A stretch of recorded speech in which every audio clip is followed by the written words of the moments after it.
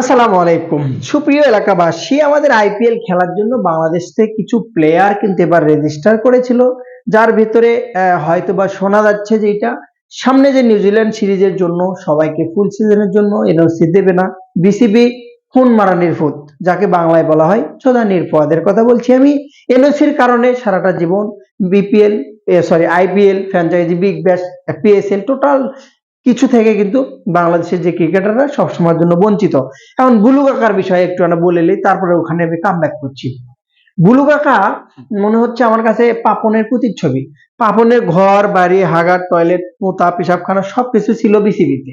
আর একটু পর পরে মনে করো ওর দিকে ফোনে কথা বলে মনে হচ্ছিল মিডিয়ার সামনে এসে কথা বলতাম, মনে হলে মিডিয়ার সামনে আসতো।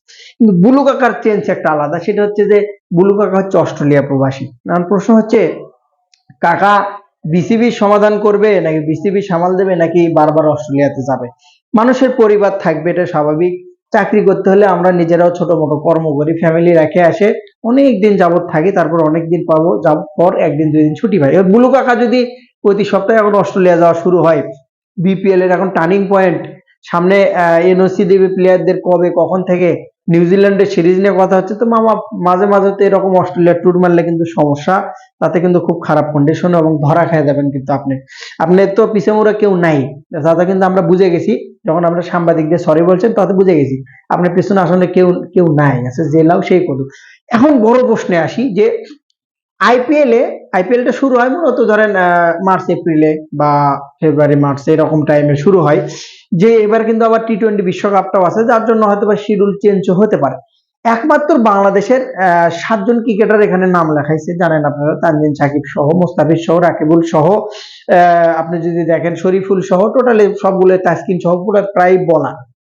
প্রশ্ন হচ্ছে, একমাত্র রাকিবুলকে ফুল সিজনের জন্য, ফুল সিজন খেলার জন্য, আইপিএল খেলার জন্য বিসিবি থেকে এনওসি দেওয়া হয়েছে। মাঝখানে আইপিএল যখন চলবে সে সময়টায় নিউজিল্যান্ডের সাথে বাংলাদেশ সিরিজ আছে। এখন আমার বিষয় হচ্ছে কি, আমি কবে সিরিজটা আছে ডেটটা আমি পাই নাই, বহু চেষ্টা করলাম খুঁজে পাই নাই, আসলে হয়তো বা ডেট এখনো হয় নাই, কথা চলছে এরকমটা হতে পারে, আমি জানি না, এই বিষয়ে আমাকে ক্ষমার দৃষ্টিতে দেখবেন।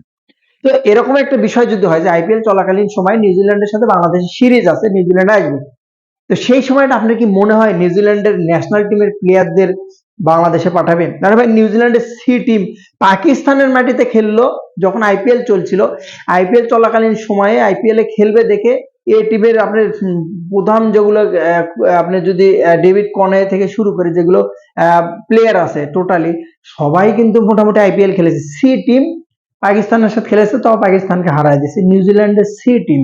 তো আপনার কি মনে হয় বাংলাদেশের সাথে নিউজিল্যান্ডের ন্যাশনাল টিম পাঠাবে? তো এটা বিসিবির কিন্তু একটা বোকামি ছাড়া কিছু না, কারণ যে কটা প্লেয়ার অলরেডি আইপিএল এ অপশনে যেহেতু অংশগ্রহণ করেছে, তাদেরকে আপনি ফুল এনওসি দিয়ে দেন 100%। রিপোর্ট মন্ডল এখন ভালো করছে, আপনি নিউজিল্যান্ড সিরিজে রিপোর্ট মন্ডলকে রাখেন, ভালো একটা ইয়াংস্টারকে রাখেন, বিকল্প রাখেন কিছু, তাদেরকে আপনি আইপিএল এ খেলতে দেন না। না, সুদানের ভুয়া বিসিবি এই জিনিসটা করবে না, শুধুমাত্র রাকিবুলকে ফুল সিজনের জন্য দেবে, মোস্তাফিজ সহ, তাসকিন সহ, আদার্স যারা আছে শরীফুল সহ কাউকে ফুল সিজনের জন্য এনওসি দিবে না। তার মানে কি, আকাশ ভরা তারা হন মারা সারা বাংলাদেশের কোন প্লেয়ার, একমাত্র মুস্তাফিজ একটু আইপিএল খেলার যোগ্যতা বা চান্স পাওয়ার সম্ভাবনা এবার কিঞ্চিত পরিমাণে ছিল। আবেগ সোদায় লাভ নেই, কতগুলো মিডিয়াতে আমি দেখি বড় বড় মিডিয়া এমন ভাবে আবেগ সোদাই, যেটা আমার কাছে খুব খারাপ লাগে। মোস্তাফিজও 3 কোটি টাকা দেখি, যাদের সোদানির পোয়া ওটা আশ্বিনের একটা ইউটিউব চ্যানেল, সেই ইউটিউব চ্যানেলে যে আমার যেমন চ্যানেল, এরকম একটা চ্যানেলে একটা ডেমো দিচ্ছে যে এই প্লেয়ার দিলে কত টাকা হবে। সোদানির পোয়া বড় বড় মিডিয়ার এই কাজটা করছে, মোস্তাফিজকে এত কোটি টাকা দিয়ে আইপিএল এ কিনে নেওয়া হলো। মেজাজটা কেমন বিকেল লাগে, এই যে মানুষকে বিভ্রান্ত করা, যে জিনিসটা খুবই হাস্যকর এবং লজ্জাজনক কিন্তু। তো একমাত্র মোস্তাফিজকে চান্স ছিল আইপিএল এ নেওয়ার জন্য, সেটাও মনে করেন আকাশ ভরা তারা। তো আল্লাহর হস্তে এবারে পুরো আইপিএল এ কেউ বাংলাদেশে খেলবে বলে শুধু শুধু স্বপ্ন দেখবেন না, একদম ক্লিয়ার কাট স্টেট কাট আমার কথা বলা, যে এইরকম স্বপ্ন দেখবেন না, আকাশ ভরা তারা দেখবেন, কিন্তু তাহলে রাতের ঘুমও কিন্তু হারাম হয়ে যাবে। সো নাকে তেল দিয়ে ঘুমান, কোনো প্লেয়ার বাংলাদেশে চান্স পাচ্ছে না, এটা 100% আপনি ধরে রাখেন, কারণ ওই অল্প কয়েকটা ম্যাচের জন্য নিবে না।